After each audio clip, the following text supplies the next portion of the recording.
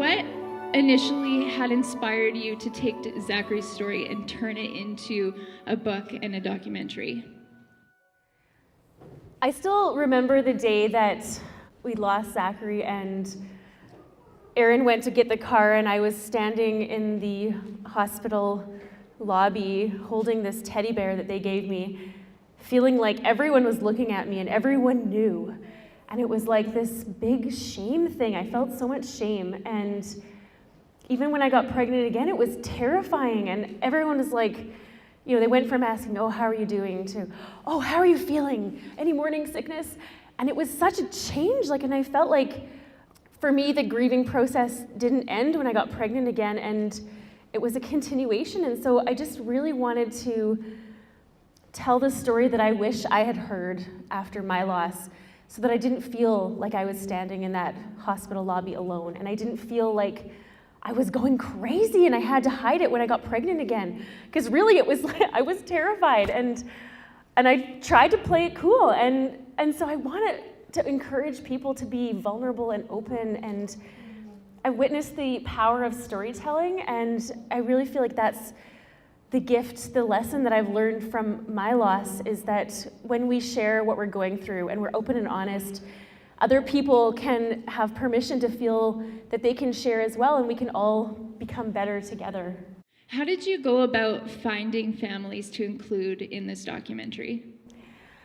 So we have an amazing bereavement community here in Edmonton. I wish we didn't have to have an amazing bereavement community, but there are many groups here. So we've got Parent Care, Patty Walker, who's my person, she leads that, with Marla, I know they're here somewhere. We've got Angel Whisperers with Lorianne, and Renee, I think you're in there too, for the guy side of it. And so I put out the call on Facebook, the Facebook groups, social media, and I said, does anybody want to share their story? I think that we don't often have that kind of opportunity, and so these brave families came forward here in Edmonton, but also Sedona, Arizona, LA. And it's interesting, like we all share commonalities with our grief, we share commonalities with our healing, and even though it's one of our darkest experiences, it is something that brings us together, and there is a new love, a new life that comes out of that experience. Did you find that people were very willing to share their story? Was that something that they were like open to, like just looking for an outlet to be able to do something with this story? Yes and no. I think there are some people who kind of are in my experience where I call it my year of distraction. Some people have a lifetime of distraction and they don't process it and they don't deal with it and they don't want to talk about it. And that's okay. Like everybody's journey is different. For me, I was an emotional basket case, and I walked in the grocery store. Do you want bags with your groceries? Like I just could not express myself.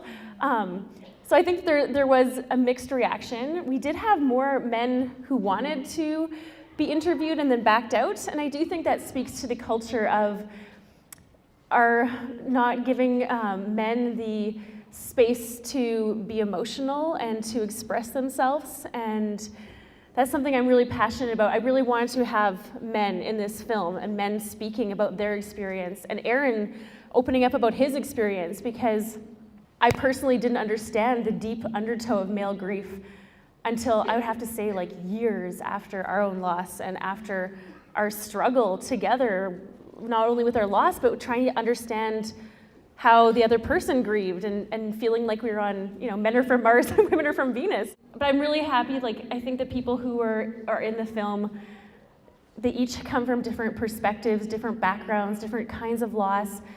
And I do feel like it tells such a round story of what that experience of loss is like. So this documentary is very artistic, and you by nature are a very gifted artist. Did you feel like you already knew the visuals that you wanted in place in this film? Was that something that you had created a mindset for before you even stepped into doing that? Or how did you go about fitting all of the artistic elements into this documentary?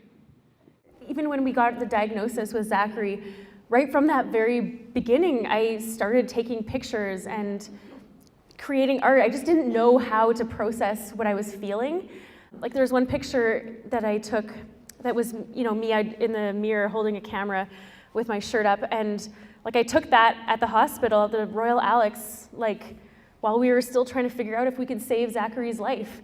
We escaped, trying to distract ourselves from our grief. We spent way too much money, went to Hawaii at Christmas, just a few months after Zachary passed away. And I said to Aaron, I'm like, I need to get flowers, and I need to just spread the flowers in the water, and I need to just float, and I want you to film that. And at that point, I had no conception of writing a book. I had no conception of making a film.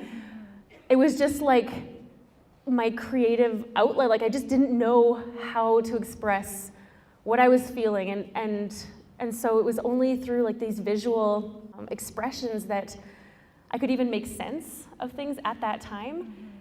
And so it was serendipitous in a way that those could end up in the film. So I've noticed around the building that you have a hashtag that you've started called Healthy Grief Movement. Do you want to tell us a little bit about that? So the Healthy Grief Movement really stems from the idea that our culture is so uncomfortable with grief that we almost do ourselves a detriment because we don't teach our children how to talk about loss. We don't focus on the celebration of life and that death is a beautiful and natural part of living. And so really with the Healthy Grief Movement, which is something that is in its infancy in itself, I'm really passionate about trying to open the dialogue about how we can grieve and do so in a way that creates positive rituals, positive memory-making opportunities. Like we do have a memory-making board out in the lobby if you haven't had a chance to fill that out. But even for myself, I was reflecting this last week, like when I die, I want no one wearing black. I want, top 40 pop music blasting.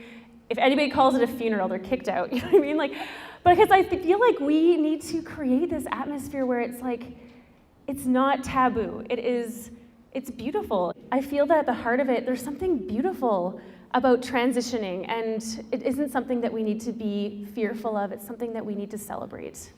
What was it like to film a documentary? I know that this documentary was a little bit of a, no pun intended, labor of love for you guys. So what was the most rewarding part and what was the most challenging part? I think it was challenging to learn filmmaking on the go, being a visual artist. Like I can take a picture, I can paint something, but bringing all the creative aspects together in filmmaking, like sound, our crew, and Tom was there, from the beginning. He's amazing. But we're learning as we went, and so it was really a learning experience. I think it was cathartic in many ways, and because I was pregnant with Luca, who's turning 3 in January. But I feel like in a way I was secretively distracting myself from my pregnancy fears by making this film. I had something to do, I had a purpose, I had something to focus on. So in a way the film was self-referential. But I would say at the end, it was so fulfilling, bringing so many people together. Even the musicians who were performing in the film, I met them at the loss of a young man in our family, and he was a U of A student in music. His peers came to play it at his memorial, and I was so moved by the music, and I was like, we have to have this in the film. So just the different connections that it formed, it was really beautiful. How did creating this documentary fit in with your own grief healing?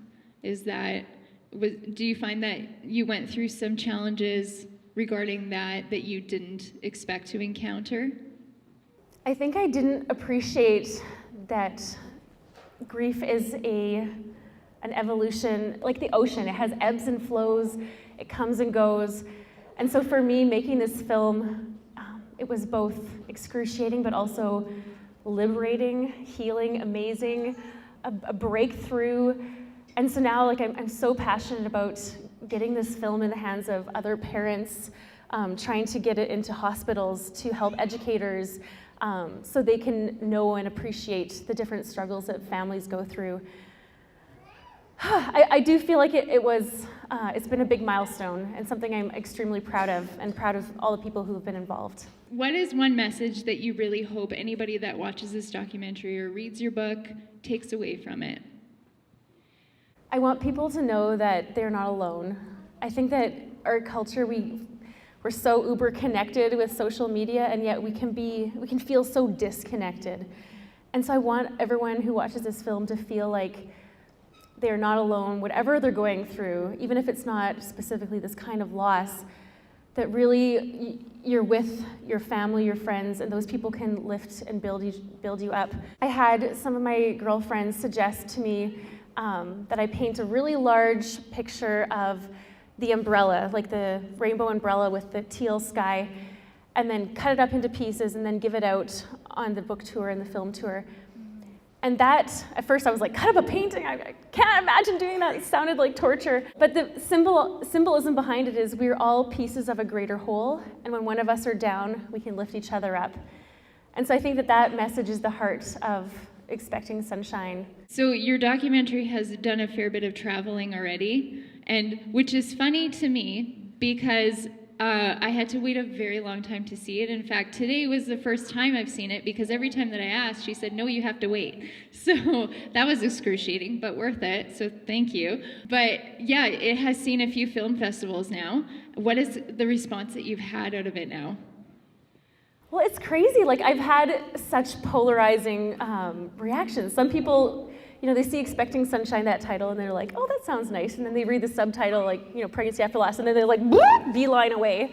But then I've had other people come up to me and just be so like, oh my gosh, so you're talking about this, and this is something I've needed to see. And so it is amazing the impact it's having. And I feel like the goal as well is to educate. So with the healthy grief movement, how is anybody going to know how to grieve somebody they've lost if they don't see it modeled? And so I feel like this is an opportunity to be open and show people's intimate, private lives where you don't always see what's behind closed doors, but there's so much that we can learn from each other and what we can pass on to the people who come behind us. That's an amazing gift and opportunity. So that's sort of where the responses come with the film. It's opened doors, which has been incredible. So what is the big picture? Do you feel like you have accomplished everything that you wanted to do with the documentary, or do you have dreams that you want to be heading towards with it still? Like I said, I really hope to get this into parents' hands. The more parents that I feel can see this, the better. And what is really special, I feel like, about the documentary, not everybody's a reader. So I do feel like this is a medium where families can sit down and watch this together. They can pause and discuss, right? Where one person's reading a book, you can't always talk and interact. So I really feel like this film has so many potential to reach just a really wide audience. And so the goal is, I would love to get into support groups and hospitals and just anywhere that I can show it. And I feel with the healthy grief movement, I kind of feel like I've got another documentary in me. Although I've got to figure out a title, because people, if you say the healthy grief movement, people are going to be like, I don't want to go to that. Maybe. Like, I feel like I'm not done. Yeah. You've been doing a lot of work, even with art therapy and lots of speaking engagements as well, that are related to this topic and Zachary's story in particular. Do you want to talk a little bit about that and kind of the outlets that you've been able to speak into? So my experience after loss, I just turned away from writing and art making, and I just busied myself with commercial work. And it was only when I got pregnant again that I realized I had to be vulnerable, and if I didn't get back into my art making, I would carry that grief forever. And so when I did that, it just opened up this amazing epiphany in me that I saw the potential of creativity to express the sometimes inexpressible parts of our emotions and our experiences. And so I'm really passionate about trying to help other people do that.